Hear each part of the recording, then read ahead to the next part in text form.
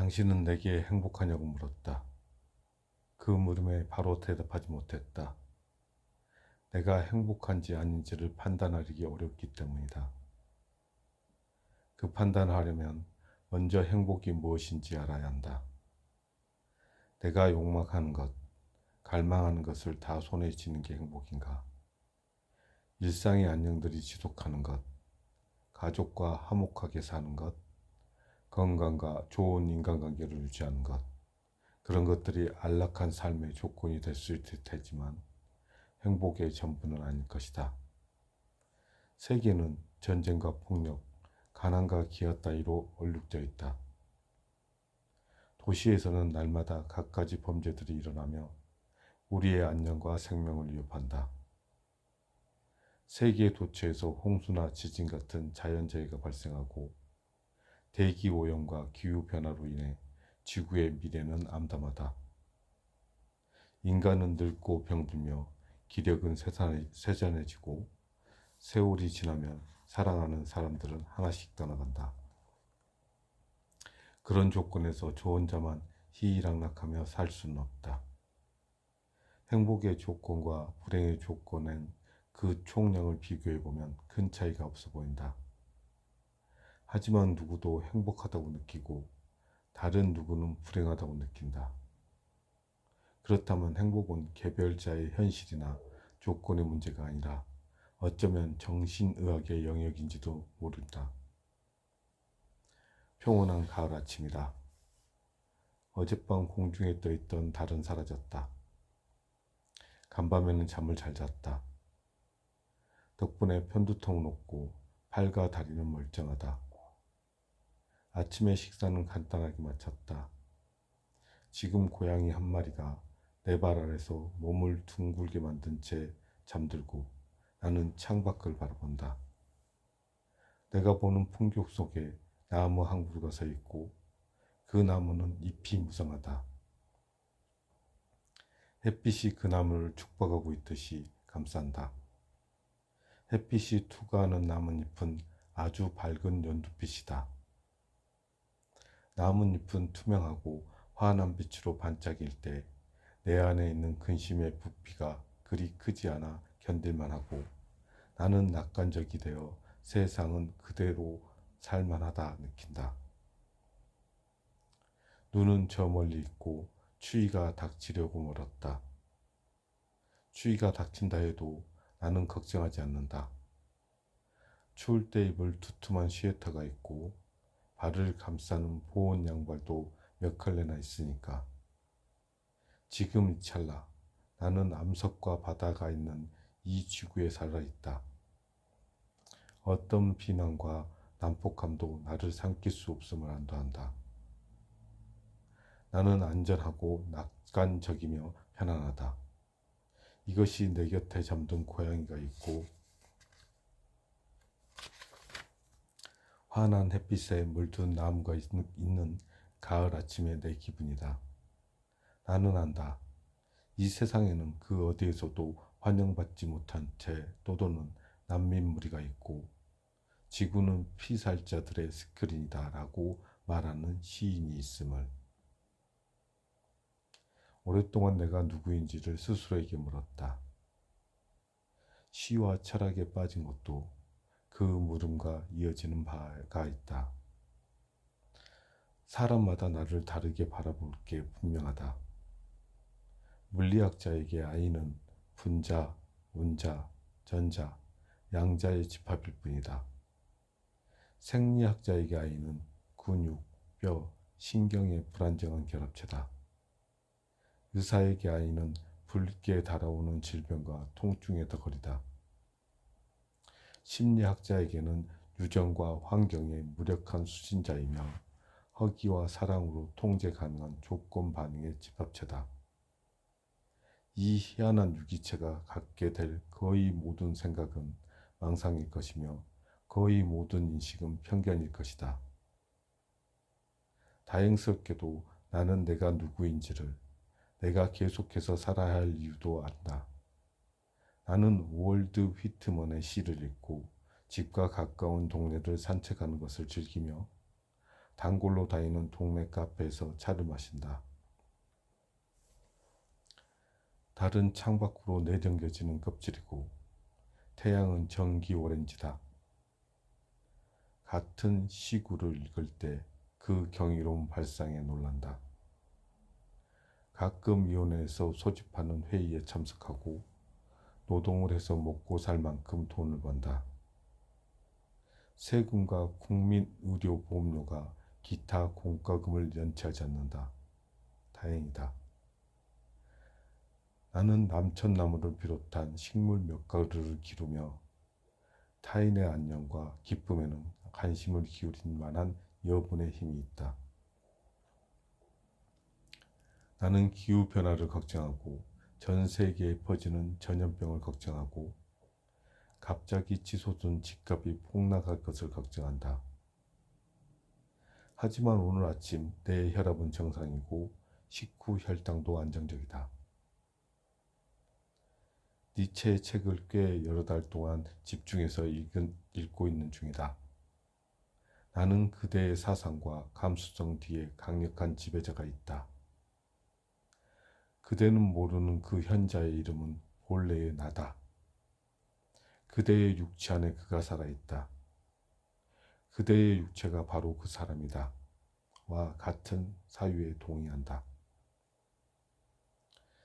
나는 정신과 신체가 분리되는 게 아니라 하나라고 생각의 연장선에서 니체의 몸 철학을 읽을 때 감탄한다. 나 혹은 자아라는 것은 허상이 아닐까. 우리의 개체적 통일성을 구상하는 것으로 간주되는 우리의 자아는 실상 잡다한 작용들의 집합일 뿐이다. 열렬히 애써서 얻어진 모방의 결과일 뿐이란 말이다. 우리 안에 본래적이며 개인적으로 존재하는 것이라는 믿는 것은 사실 우리의 할아버지들과 아버지들이 느끼고 바라고 생각했던 것의 창백한 반영일 뿐이다. 삶의 생성적 주체는 자아가 아니라 신체다. 우리는 신체에 굽어치는 힘의 상호작용 속에서 살아있음의 감각을 생각한다. 우리는 신체로서 느낌과 감정들, 미묘한 기분의 움직임을 감지한다. 행복은 신체의 여분의 힘이 있을 때만 가능하다. 숨쉬고, 먹고, 잠자고, 움직일 때 우리의 신체의 필요보다 조금 더 넘치는 힘, 여분의 힘이 필요한 것이다. 우리는 그 여분의 힘을 활력의 뿌리로 삼으며 그 상태의 건강이라 부른다. 니체는 안티크리스트에서 이렇게 쓴다. 좋은 것이란 무엇인가?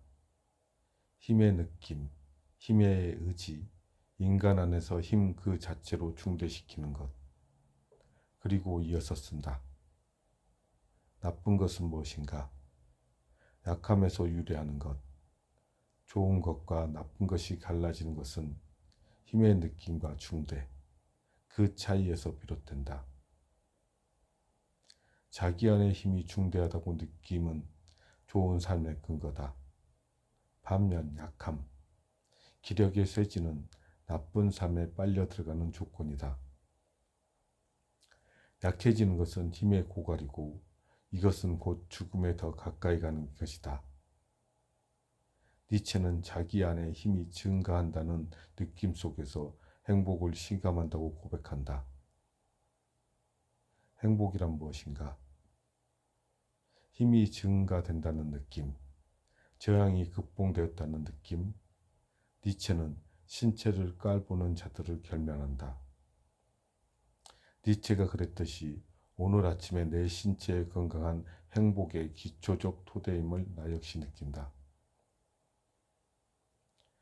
당신은 내게 행복하냐고 물었지만 그 물음에 대답할 수 없다. 시와 철학이 행복에 이르는 길을 내놓지는 않지만 행복에 대한 감각을 더욱 풍요롭게 만든다고 믿는다. 내가 만난 행복한 이들은 한결같이 고요하고 타인의 항상 감사와 경외함을 넘치는 사람들이다. 반면 불행한 이들은 늘 딱딱하고 화를 내며 타인의 보람에 대해 냉소적인 모습을 보였다. 그들 속에 시끄럽고 까칠하고 세상을 향한 불만과 짜증으로 가득 차 있는 듯 보였다.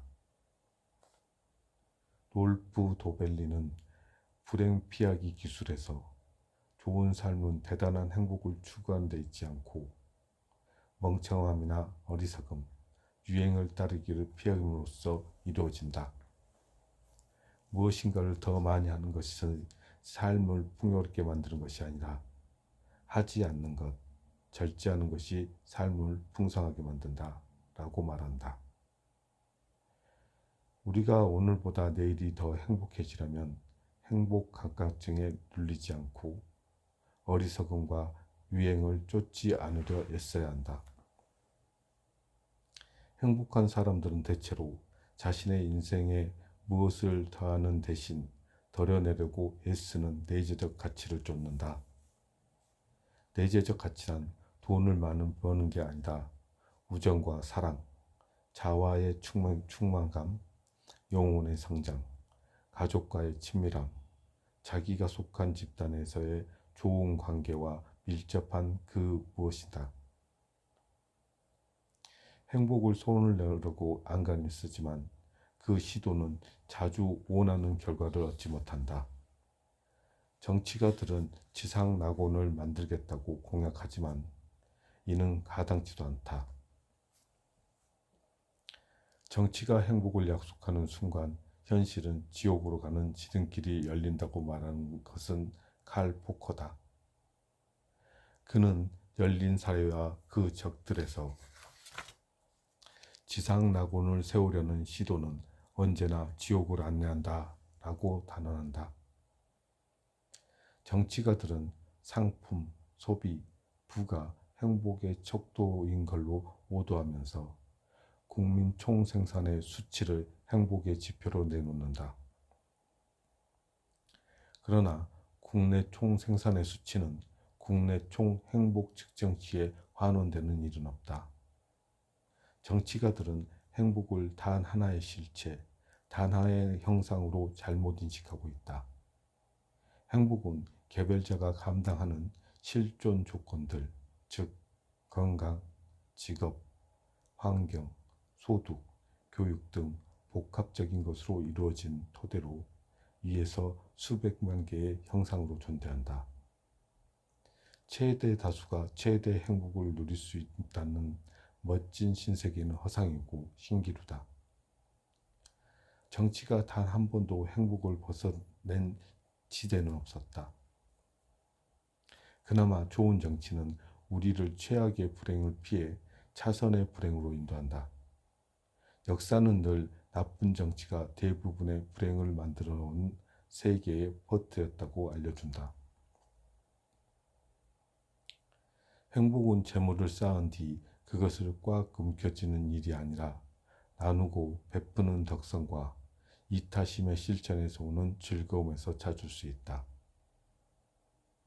행복한 사람은 기쁨이 넘쳐서 행복한 게 아니라 행복해서 기쁨이 넘치는 것이다.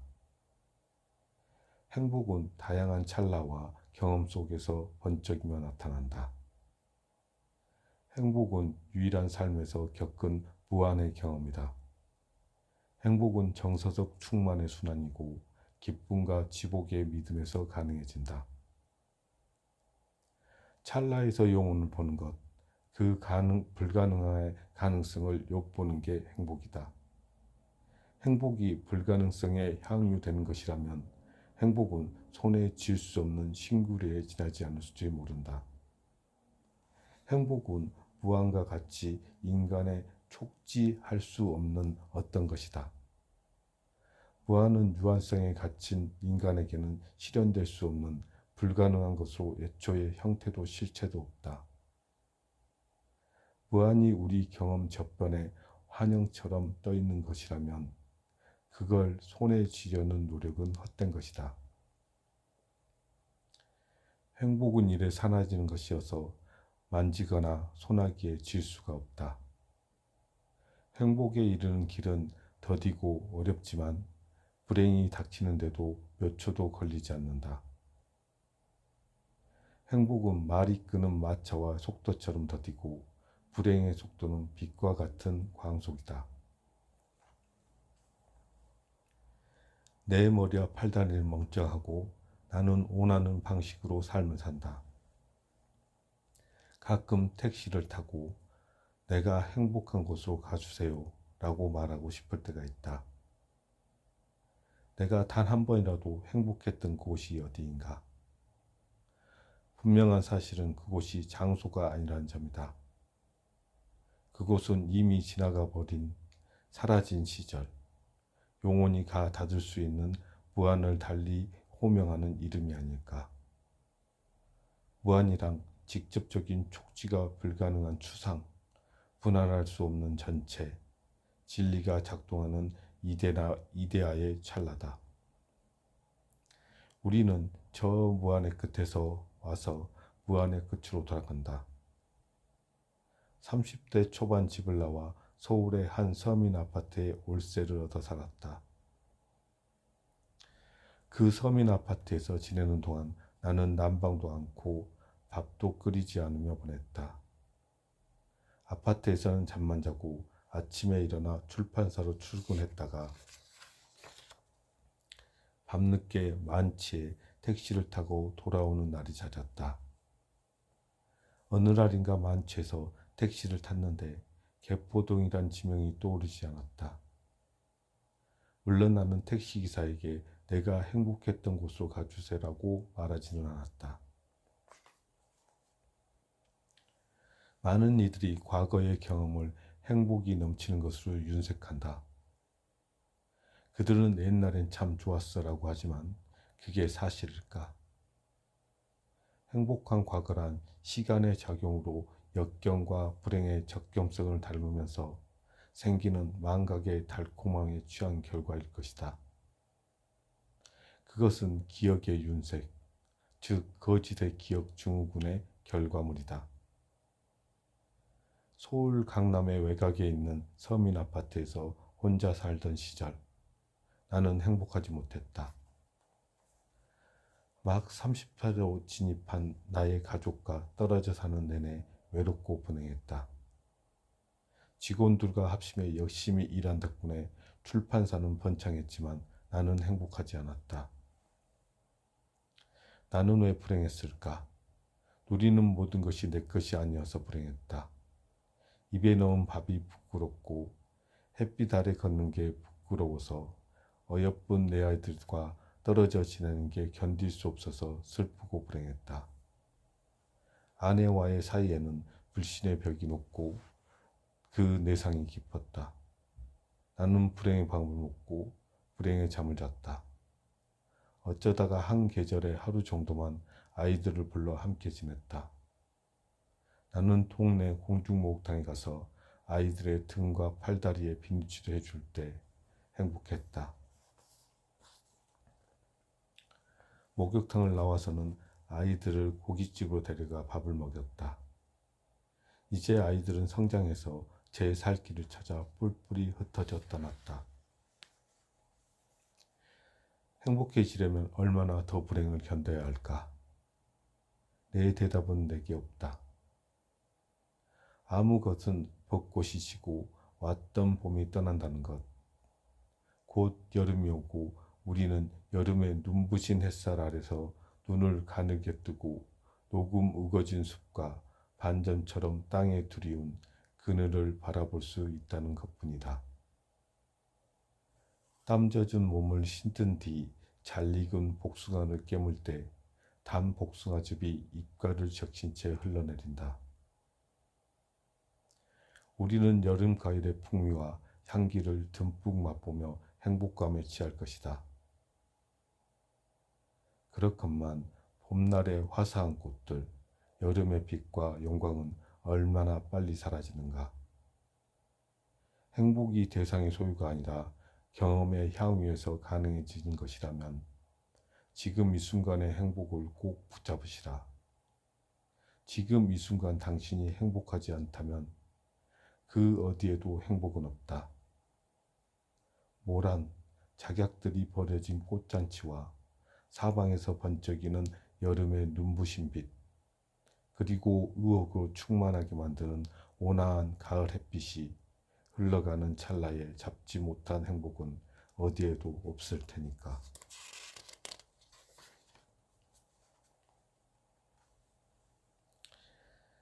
희극 배우 찰리 채플린이 남긴 인생은 가까이 보면 비극이지만 멀리서 보면 희극이다라는 말은 인생은 숨은 아이러니를 보여준다. 대배우는 그냥 되는 게 아닌가 보다. 나는 이 말을 인생이 희비극으로 뒤엉킨 덩어리이고 보는 방식에 따라 달라지는 것을 받아들였다. 나는 어린 시절 까뮤라는 프랑스 작가에 열광했는데 그의 가난과 불행을, 허무와 부조리한 삶에 대한 감각들, 인간의 엄청난 무질서와 늘 변함없는 바다의 항구성, 그리고 그 긴 고독과 침잠의 시간을 내 생의 기억과 동일시하며 위로를 받았다.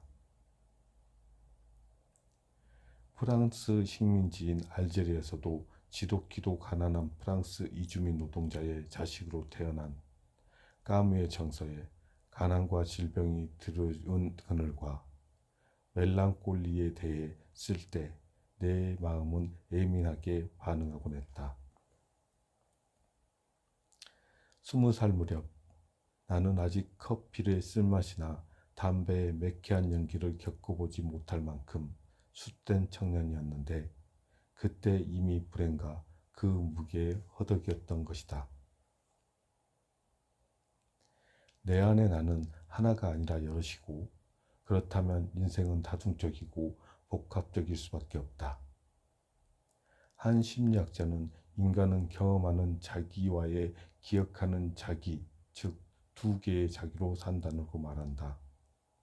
20살 때 의사단체가 발행한 주체인 주간신문 기자 시험에 응시했는데 서울시내 한 공립중학교에 실험을 치렀다. 구름대같이 모여든 응시생들 틈에 끼어 국사와 영어와 상식과 논문 시험을 치렀다. 초여름이었던가 시험이 끝난 뒤 흰 구름이 두둥실 떠가는 하늘을 머리에 이고 천천히 운동장을 가로질러 나오는데 운동장에 쏟아지던 햇빛은 왜 그리 하얗던가. 머리 위에는 태양이 빛나고 빛으로 들것은 운동장은 낯설었다.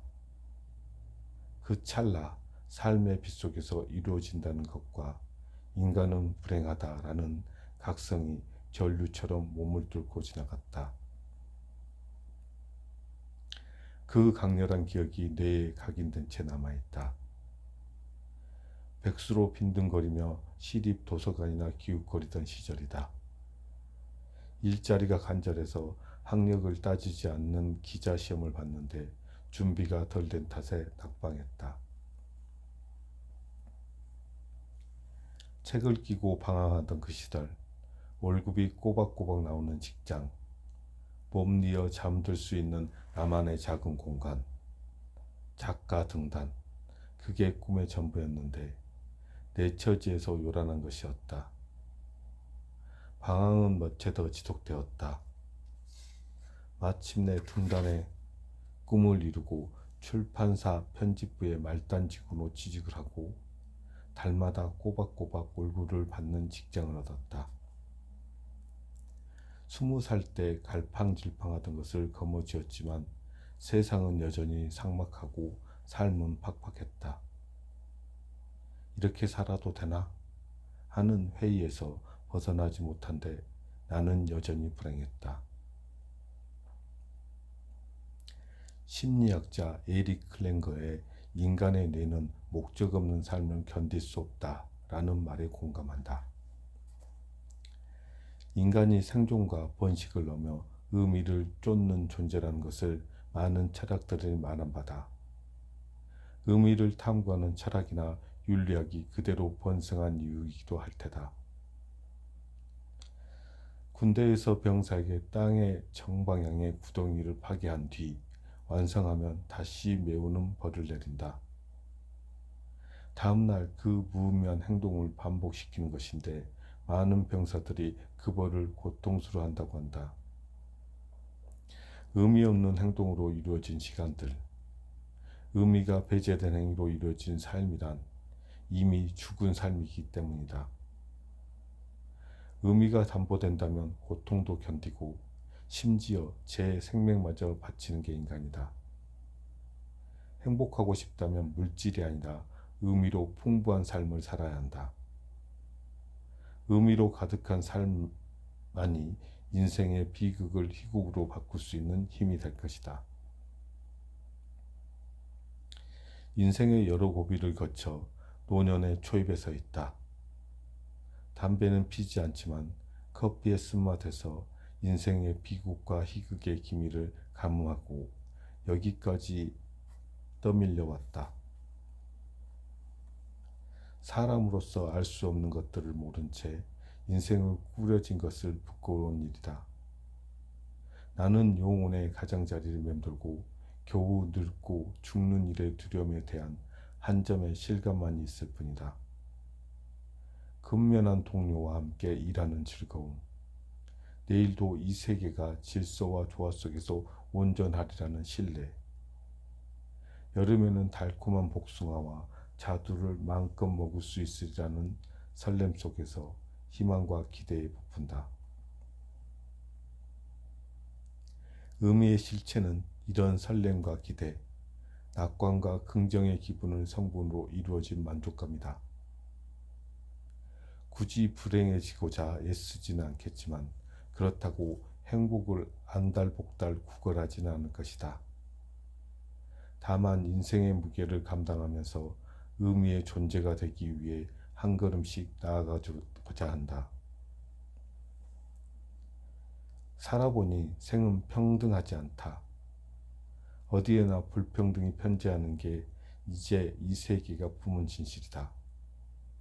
니체는 간명하게 사람들은 평등하지 않다라고 말한다. 나는 내게 주어진 생의 불우한 조건들을 납득하기 힘들었다. 젊은 시절을 불우한 조건들, 딱히 대상이 없는 분노와 적대감에서 삼켜지지 않기 위해 싸우느라 허비했다. 내가 누린 평화는 작고 그 나머지 시간은 온통 혼란스러웠다. 니체의 책을 읽다가 사람들은 활과 화살이 옆에 있을 때만 말없이 조용히 앉아있을 수 있다. 그렇지 않으면 수다를 떨고 다투게 된다. 라는 구절이 전율을 느끼고 내 안에 어린 짐승이 무언가에 깊은 찔린 것처럼 통증을 실감했다. 사람들은 1000개나 되는 교량과 작은 판자 다리를 건너 미래를 향한 돌진한다. 그리고 그들 사이에 더 많은 전투가 벌어지고 더 많은 불평등이 조성되어야 한다. 나는 위대한 사랑이 내게 이렇게 말하도록 하고 있다. 사람들은 자신의 적의 속에서 형상과 유령을 만들어내는 그런 자가 되어야 한다. 그리고 그 형상과 유령을 동원하여 서로 대항하여 적선 전투를 벌여야 한다. 성과 악, 풍요와 빈곤, 숭고함과 치열함, 그리고 가치의 모든 명칭들, 그것들이 무기가 되어야 하며 생은 항상 자기 자신을 극복하지 않으면 안 되는 것을 말해주는 표지, 달그락거리는 표지가 되어야 한다. 생 자체는 기둥과 계단의 도움으로 자신을 높게 세우려 한다. 생은 먼 곳을, 행복을 머금은 아름다움으로 내다보고 싶어 한다. 그러기 위해 생은 높이 오를 필요가 있을 것이다. 높이 오를 필요가 있기에 생은 계단과 오르는 자들이 범하는 모순이 필요로 한다. 생은 오르기를 원하며 오르면서 자신을 극복하기를 원한다. 니체는 제대로 살기 위해 그리고 더 높이 상승하기 위해 최선의 전투를 벌여야 한다라고 말한다. 내 안의 사유가 깊이를 얻기 위해서는 먼저 사유의 유전적 필요한 법이다. 내 불우함을 넘어서는 유일한 방법은 승리하는 법을 익히는 것이다. 내가 싸워야 할 적이란 무엇인가? 아무나 적이 되어서는 안 된다. 하찮을 적은 가진 자는 하찮은 존재가 될 수밖에 없다. 니체는 적을 갖되 중후할 만한 가치가 있는 적만을 가져야 한다라고 말한다. 생은 높이 오를 필요가 있다라고 말하는 니체의 깊이에 직감한 시면의 철학자의 아니라 높이에 대한 사유를 한 철학자이다. 높이는 존재의 향상과 자기 극복의 선물이다. 높이는 정신의 상승을 가르치는 것이고 무한 긍정에 이르는 표대이다. 미래의 다른 이름이기도 할 것이다. 생의 높이에 도달하는 자는 아주 소수다. 사람은 1000개나 되는 구량과 작은 판자 다리를 건너서 미래를 향해 나아간다.